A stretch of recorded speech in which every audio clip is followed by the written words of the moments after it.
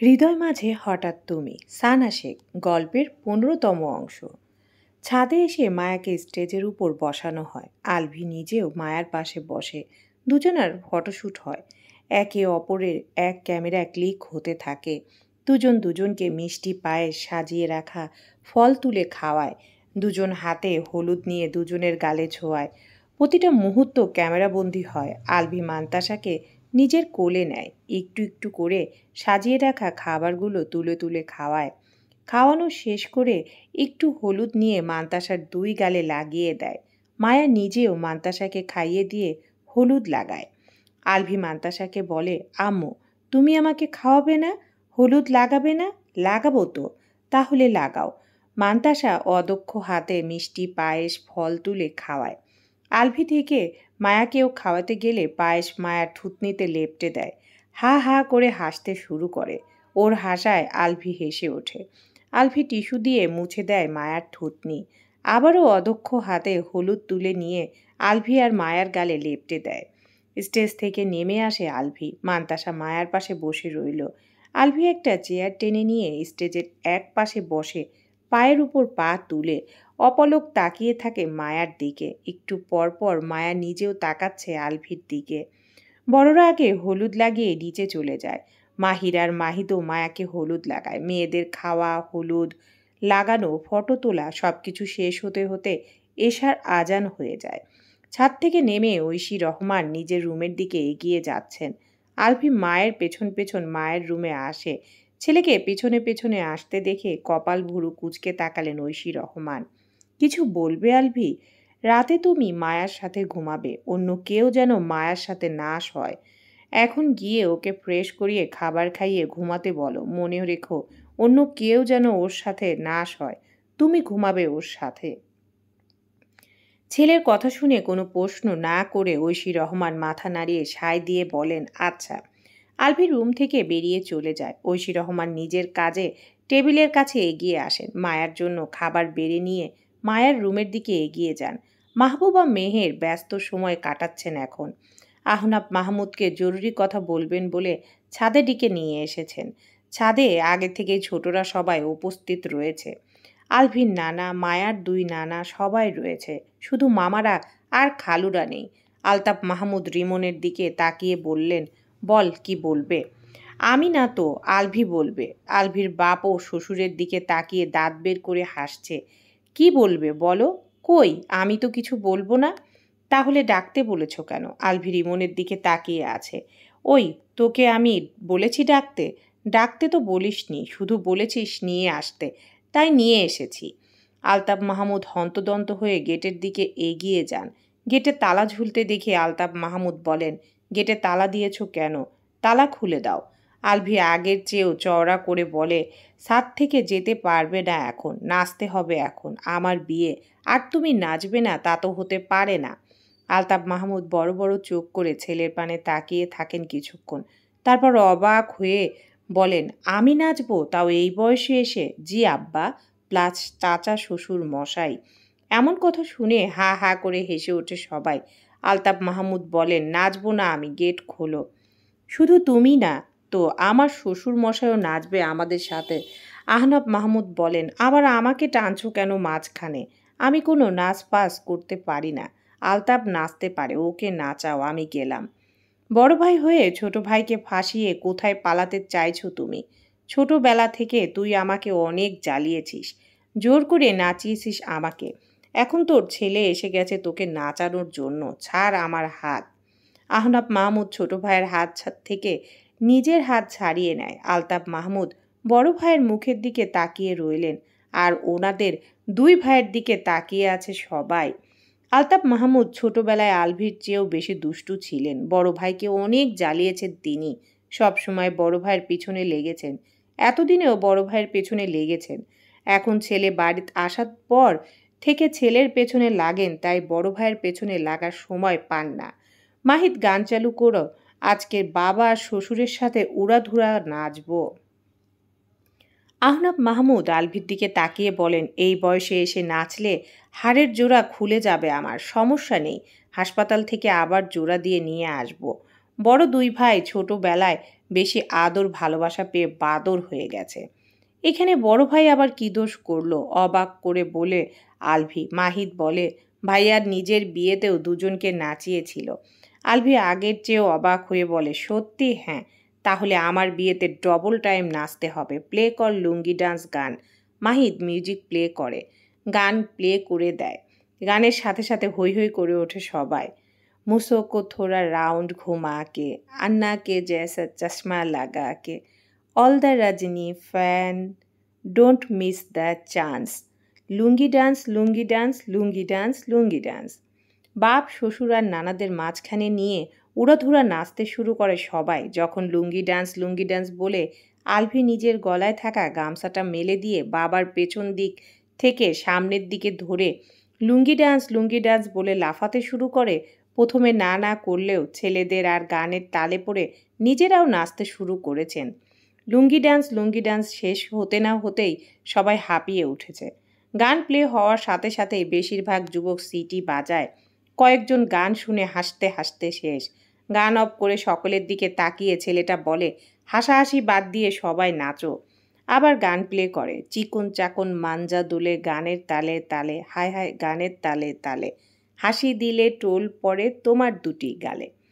তুমি জ্বালাইয়া গেলা মনের আগুন নিভাইয়া গেলা না, তুমি জ্বালাইয়া গেলা মনের আগুন নিভাইয়া গেলা না। এক একজনের মাজা দোলানো দেখে আলভি সহ আরও কয়েকজন হাসতে হাসতে বসে পড়ে নিচে। গান অর্ধেক হতেই বন্ধ করে দেয়। আরেকজন তারপর দ্বিতীয় গান প্লে করে, আজ এই রাতে তুমি আমার ওই সাথে, আলো আধারের হাতে রাখো এই হাতে, মন দিয়ে যাও তুমি মন নিয়ে যাও, তুমি মন দিয়ে যাও তুমি মন নিয়ে যাও। গানের সাথে সাথে নাচতে নাচতে আলভি বলে, আগামীকাল রাতে তুমি আমারই সাথে আলো আধারে ভাসবে প্রেমের সাগরে। ভোরে ঘুম থেকে উঠেছে আলভি। ফজরের নামাজ আদায় করে জগিং করে বাড়িতে ফিরে আসে ভাই আর বন্ধুদের সাথে। ফ্রেশ হয়ে মায়ের রুমের সামনে আসে না আজ। সকলের একটাই কথা, একেবারে বিয়ের পর বউয়ের মুখ দেখবে তার আগে না। বাধ্য হয়ে আলভি নিজের রুমে ফিরে যায়। আলতাফ মাহমুদ খোঁড়াতে খোঁড়াতে বাড়ির ভিতরে প্রবেশ করেন। ছেলেরা রাতে এমন নাচ নাচিয়েছে যে সকালে ঘুম থেকে ওঠার পর থেকে ঠিকভাবে হাঁটতে পারছেন না। পুরো শরীর ব্যথা হয়ে গেছে, সাথে পা দুটো ভীষণ ব্যথা করছে। মনে হচ্ছে কেউ যেন বাঁশ দিয়ে ইচ্ছামতো পিটিয়েছে দুই ভাইকে। ড্রয়িং রুমে এসে দেখে দুই ভাইয়ের শ্বশুরেরা একসাথে সোফায় বসে আছেন। খুঁড়িয়ে খুঁড়িয়ে হেলে দুলে হেঁটে এগিয়ে এসে সোফায় বসেন দুই ভাই। আলতাফ মাহমুদ নিজের শ্বশুর আর ভাইয়ের শ্বশুরের দিকে তাকিয়ে বলেন, আপনাদের কি অবস্থা? নাতির বিয়েতে কেমন এনজয় করলেন? মায়ার নানা বলে, আর এনজয়, ঠিকভাবে হাঁটতেও পারছি না। এখন মনে হচ্ছে হাড়ের জোড়াজুড়ি সব ছুটে গেছে, হাঁটতে নিলেই খুলে পড়ে যাবে। আলভি সোফার দিকে এগিয়ে আসার সময় নানা শ্বশুরের কথাগুলো শুনতে পায়। আস্তে আস্তে বলে, নাচলেনি নাই তো, নাচার আগেই জোড়াজুড়ি ছুটে যাচ্ছে। আজকে আর 1 ঘন্টা না নাচলে সব ঠিক হয়ে যাবে। চলো বয়েজ, আর 1 ঘন্টা সুযোগ আছে এখনো। শুক্রবার জুম্মার দিনে এইসব নাচানাচির কথা আর নাচানোর কথা বইল না নানা ভাই। জুম্মার নামাজের এখনো অনেক দেরি। বাপের জন্মে গতকালকের আগে নেচে টেচে দেখিনি কখনো। 1 পা কবরে চলে গেছে, আর তুমি এখনো নাচতে না চাইছো? আর নাচাতে পারবে না, নাচার শখও নেই। মায়ার নানা বলে, রাতে যে লুঙ্গি ডান্স গানে নাচলো সবাই, তখন কোন বাদরে যেন আমার পাঞ্জাবি ধরে লুঙ্গি ডান্স দিতে গিয়ে পাঞ্জাবির এক পাশ ছিঁড়ে দিয়েছে। পাঞ্জাবি ধরে কেন লুঙ্গি ডান্স দিতে হবে? আলভির নানা বলে, আরে রাখেন আপনার পাঞ্জাবির এক পাশ। কোন বাদরে যেন লুঙ্গি ডান্স গানে পাঞ্জাবি ধরে নাচতে নাচতে আমার পাঞ্জাবির 2 পাশে টানাটানি করতে করতে ছিঁড়ে দিয়েছে। নতুন পাঞ্জাবির একদম রফা দফা করে দিয়েছে। মায়ার ছোট নানা বলে, আরে রাখেন আপনাদের দুজনের পাশে ছেঁড়াছেড়ি। কে যেন আমার পুরো পাঞ্জাবি ছিঁড়ে নিয়েছে। আলতাফ মাহমুদ বলেন, আপনাদেরগুলো তো তাও অন্যজন কেউ ছিঁড়েছে, আর আমার পাঞ্জাবি তো আমার নিজের ছেলেই ছিঁড়ে দিয়েছে নাচতে নাচতে। বাবার কথা শুনে দাঁত বের করে হাসে আলভি। আলতাফ মাহমুদ ছেলের মুখের দিকে তাকিয়ে বলেন, নির্লজ্জের মতো আবার হাসছে। আহনাফ মাহমুদ বলেন, বড় শয়তানটা কোথায়? যত নষ্টের মূল সব বড়টা। ওই পাঞ্জাবি ছেঁড়ার জো ধরেছিল। মাহির মেয়েকে কোলে নিয়ে সোফার দিকে এগিয়ে আসছিল। আসার সময় বাবার কথাগুলো শুনতে পায়। নিজেকে নির্দোষ প্রমাণ করার জন্য বলে, তুমি বলেছিলে তোমার গরম লাগছে, তাই আমি পাঞ্জাবি খুলে দিয়ে তোমাকে সাহায্য করছিলাম। এখন আমি কি জানতাম নাকি সবাই আমাকে অনুসরণ করবে? সিরিয়াসলি পাঞ্জাবি খুলেছিলে তুমি? রাতে নাচতে নাচতে অস্থির হয়ে কে বলেছিল আমার গরম করছে? এখন আমি নিচে যাব, গেট খুলে দিতে বলো। মাহির কোনো কথা না বলে নাচতে নাচতে বাবার পাঞ্জাবির দুই পাশ দুই হাত দিয়ে ধরে এক টানে গলা দিয়ে উঠিয়ে ছিঁড়ে দেয়। পাঞ্জাবি ছেঁড়া ধরে সেই লুঙ্গি ডান্স। মামুদ ছেলের কাণ্ডে বাক্য হারা। মাহিরকে কপি করে একের পর একের পাঞ্জাবি ছিঁড়েছে। শেষে বুড়োদেরও ছাড়েনি, তাদের তিনজনের পাঞ্জাবি ছিঁড়ে দিয়েছে। রাতের ঘটনা স্মরণ হতে মাহির একটু হাসে, তারপর আর কিছু না বলে ছোট ভাইয়ের পাশে বসে। মান্তাসা দ্রুত বাবার কোল থেকে নেমে আলভির কোলে চলে আসে। বর আর কনেকে গোসল করানোর পালা। গোসল করানোর কথা শুনে বরাবরের মতো তেতে ওঠে আলভি। সকলের দিকে তাকিয়ে কাট কাট করে বলে, আবার আরেক নিয়ম বের করছো সবাই গোসল করানোর? বিয়ের দিন বর বউকে গোসল করিয়ে দিতে হয়, এটা নিয়ম? যত সব আজাইরা নিয়ম। হাত পা নেই নাকি আমাদের? নাকি এখনো 6 মাসের বাচ্চা যে গোসল করিয়ে দিতে হবে? যার যার গোসল সে করবে, কেউ কোনো গোসল করাবে না। এসব উল্টাপাল্টা নিয়মের কথা যেন আর না শুনি। কি এক নিয়ম চালু করিয়ে রেখেছে গোসল করাতে হবে। শেষের কথাগুলো বলতে বলতে সিঁড়ি বেয়ে উপরে উঠে যায় আলভি। ড্রয়িং রুমে দাঁড়িয়ে থাকা সকলে সিঁড়ির দিকে তাকিয়ে আছে। কয়েকজন বয়স্ক মানুষ একটু রাগারাগি করেন আলভির এমন কথা শুনে। ছেলেটা বিয়ের কোনো নিয়ম কানুন পালন করতে দিচ্ছে না, সব কিছুতেই কেমন করছে। এখনকার ছেলে মেয়েগুলো সব আগের একটা নিয়মও পালন করে না, করতে দেয়ও না। মাহবুবা মেহের, ঐশী রহমান কোনো রকমে তাদের শান্ত করেন। গোসল করে তৈরি হয়ে নিতে বলেন সবাইকে। আলভি 12:30টার পর গোসল করে ধবধবে পাঞ্জাবি পায়জামা পরে রুম থেকে বেরিয়ে আসে। ওর গা থেকে ভেসে আসছে মিষ্টি আতরের ঘ্রাণ। দেখতে অন্য সময়ের তুলনায় বেশি স্নিগ্ধ, কোমল, ফ্রেশ লাগছে। সিঁড়ি বেয়ে নামতে নামতে বাড়ির সব পুরুষদেরকে ডাকে মসজিদে যাওয়ার জন্য, আর মহিলাদের বলে ফ্রেশ হয়ে নামাজ আদায় করার জন্য। মাহি সিঁড়ি বেয়ে নামতে নামতে বলে, রাতে শয়তানের মতো নেচে গেয়ে পুরো বাড়ি কাঁপিয়ে এখন হুজুর সেজেছো? আলভি সামনের দৃষ্টি রেখেই নামতে নামতে বলে, রাতে শয়তানের সাথে শয়তান হয়ে শয়তানকে আনন্দ দিয়েছি, এখন মসজিদে গিয়ে নামাজ আদায় করে শয়তানকে ছ্যাঁকা দিব। তুমি তো দেখা যায় আমার থেকেও বড়। আলভি মাহিদকে মাঝপথে থামিয়ে দেয়। মোটেও উল্টাপাল্টা কথা বলবি না এখন। আমি ভালো হয়ে গেছি একটু আগে। আর কখনো কোনো দিন গান বাজিয়ে নাচবো না, কাউকে নাচাবো না। এতটুকু বলে একটু থামে, তারপর আকাশের দিকে তাকিয়ে দুই হাত তুলে বলে, হে আল্লাহ, জীবনে অনেক গুনাহ করেছি, পাপও করেছি। আজকের এই পবিত্র জুম্মার দিনের ওসিলায় আর আমার বিয়ে উপলক্ষে আমাকে মাফ করে দাও, আর আমাদের উপর রহমত বর্ষিত করো, আমিন। আলভির সাথে সাথে মাহিদও আমিন বলে। অনেকেই আলভির বলা কথাগুলো শুনেছে। তাদের মধ্যে থেকে কেউ কেউ হাসছে কথাগুলো শুনে, আবার কেউ কেউ আমিন বলছে। আলভি তাড়া দিয়ে সকলকে নিয়ে বাড়ি থেকে বের হয় জুম্মার নামাজ আদায় করার জন্য। মায়া নিজেই একা একা গোসল করতে চাইলেও মায়াকে ওর মারা গোসল করে দিয়েছে।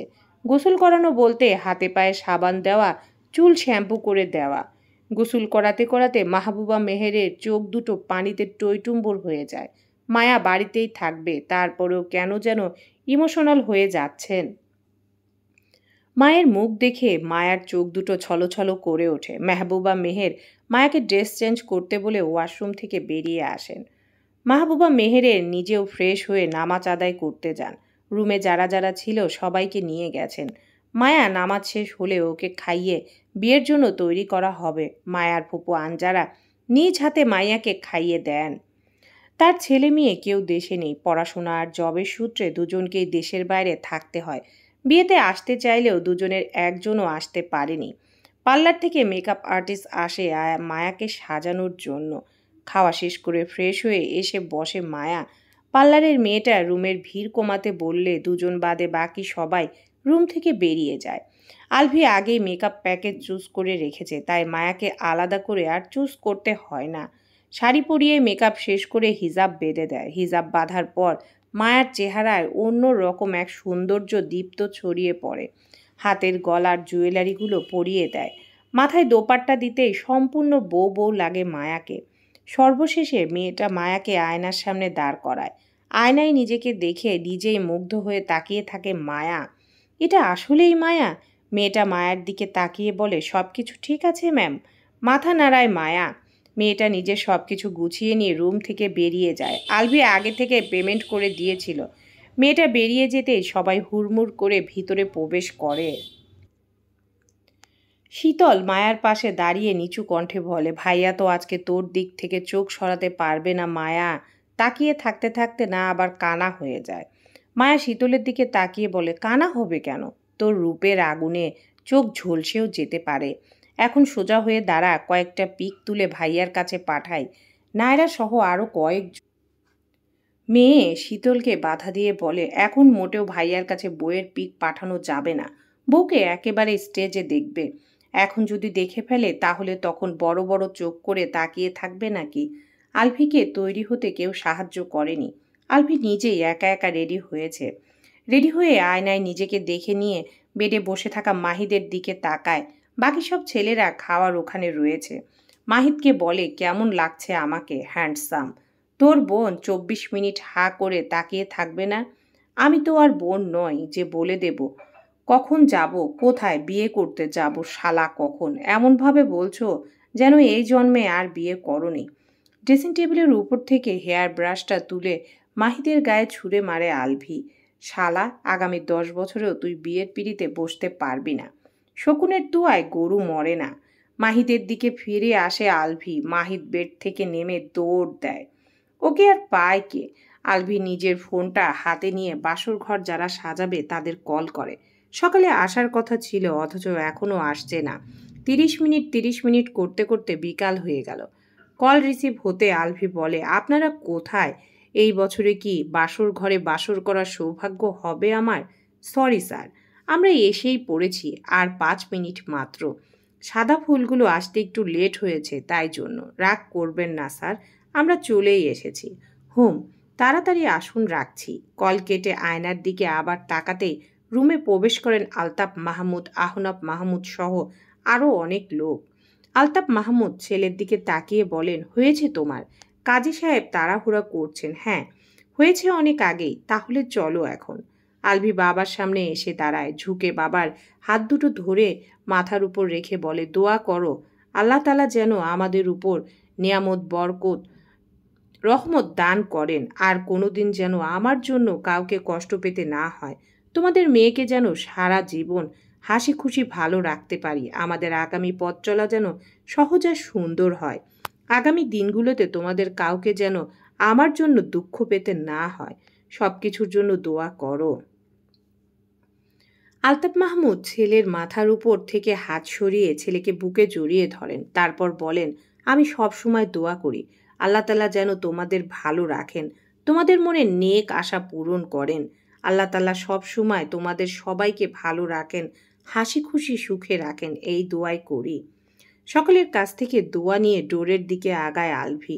ডোরের সামনে আসতে বিয়ের গেট ধরে রুমের সামনে দাঁড়ায় মেয়েরা। আলভি কপাল ভুরু কুঁচকে বলে, এসব কি? রুমের সামনে বাঁশ ধরে দাঁড়িয়ে আছো কেন সবাই? গেট ধরেছি। এটাকে গেট ধরা বলে? রুমের সামনে বাঁশ ধরে গেট ধরেছ বলছো? 50,000 টাকা না দিলে এখান থেকে বের হন, নয়তো বিয়ে করতে হবে না। আস্তাক ফেরুল্লাহ, বাসি বিয়েতে 50,000 টাকা? পাগল ধরেছে নাকি আমাকে? 5 টাকা দিচ্ছি, গিয়ে চকলেট কিনে খাও। এ বিদেশ থেকে ফকির এসেছে, বিয়েতে লাখ লাখ টাকা খরচ করতে পারবে, অথচ গেটে 50,000 টাকা দিতে পারবে না? বিয়ের খরচ আমার আব্বাজান করেছে, আমি না। তো আপনি এত বছর বিদেশ থেকে কি করেছেন? আবার বিয়ে করতে এসেছি। হাসতে না চাইলেও আরবির কথা শুনে হেসে ওঠে সবাই। আলভি মাহিদের দিকে হাত বাড়ায়। মাহিদ বড়সড় একটা খাম আলভির হাতে দেয়। আলভি ওদের দিকে বাড়িয়ে দেয় খামটা। বেশ মোটাসোটা একটা খাম। মায়ার ছোট মামাতো বোন বলে, কি আছে এটাতে? টাকা। কত? গুনে দেখো। দেখেছো এখানে কতগুলো টাকা? গুনতে গুনতে রাত পেরিয়ে যাবে তোমাদের। এটার ভিতর টাকা নেই, নিশ্চয়ই কাগজ কেটে ভরে রেখেছেন। না হলে এত মোটা কেন খাম? আল্লাহর কসম এটার ভিতর টাকাই আছে। যারা গেট ধরবে তাদের জন্য আমি নিজে ব্যাংকে গিয়ে নতুন চকচকে ফ্রেশ টাকা নিয়ে এসেছিলাম। এই টাকাগুলোর মধ্যে একটা ভাঁজও পড়েনি। মুরব্বীদের কথায় খামটা নিয়ে গেট ছেড়ে দেয় মেয়েরা। সবাই এগিয়ে যায় নিচের দিকে। মেয়েগুলো গেস্ট রুমে আসে খুশি মনে। নিশ্চয়ই 1-1.5 লাখ টাকা আছে। গেস্ট রুমে এসে খাম ছিঁড়ে মেয়েগুলোর মুখের রং পাল্টে যায়। 20 টাকার নোট শুধু, মনে হচ্ছে 8 থেকে 10 হাজার টাকা হবে। মায়ার ছোট মামার মেয়ে বলে, এভাবে ঠকিয়ে চলে গেল।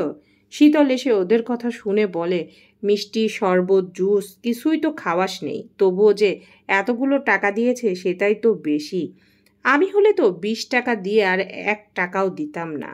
মেয়ে পক্ষ হয়ে তুমি এমন কথা কিভাবে বলছো? ও সরি, তুমি তো আবার পক্ষ বদল করে ছেলে পক্ষে নাম লিখেছো। বেশি কথা না বলে আয়, আম্মু ডাকছে তোকে। মায়ার হাত ধরে স্টেজের দিকে এগিয়ে আসছেন আহনাব মাহমুদ। মায়ার দিকে তাকিয়ে থাকে আলভি।